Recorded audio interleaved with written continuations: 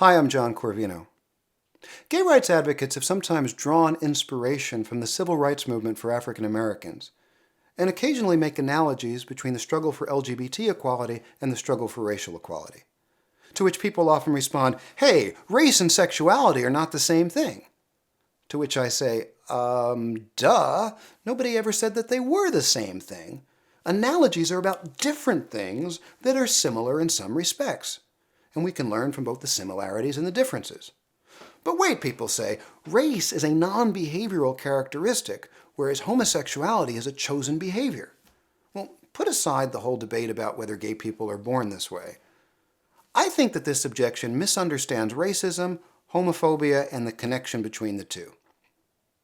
First, on racism.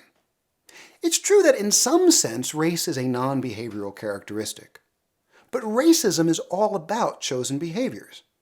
The racist doesn't simply object to somebody's skin color.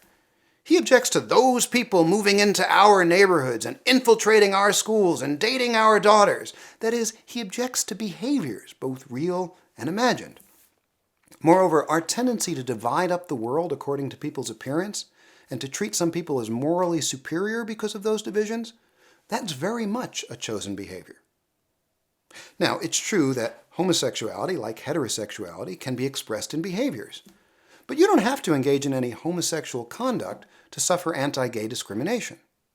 I was taunted as a fag for years before I even kissed another man, much less had sexual relations with one.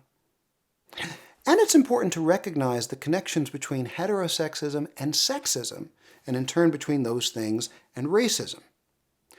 Those who object to homosexual conduct tell me as a man that there are certain things I can't do with other men, much as the racist tells me that I, as a white person, can't do certain things with black people.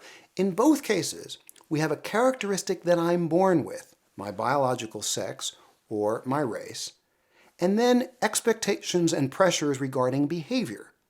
So the whole contrast between behavioral and non-behavioral breaks down here.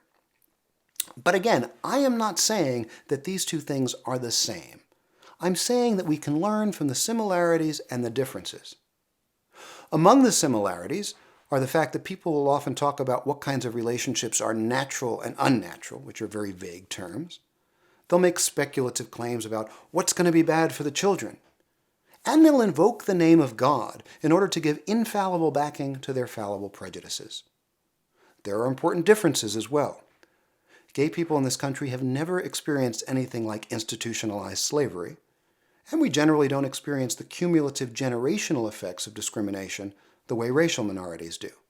That is, when your parents and your grandparents and your great-grandparents all belong to the same oppressed minority, that has a kind of domino effect over time. But there's a flip side to that. Nobody ever gets kicked out of the house because their parents figured out that they're black. There's a serious point here, which is that the lack of generational continuity means that gay people can't count on their families for support. In fact, sometimes that's where we experience the worst bigotry and discrimination.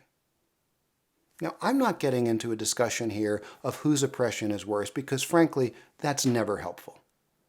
I'm simply saying that there's a lot we can learn by looking at history, and that the lessons of the civil rights movement can give us insight well beyond issues of race.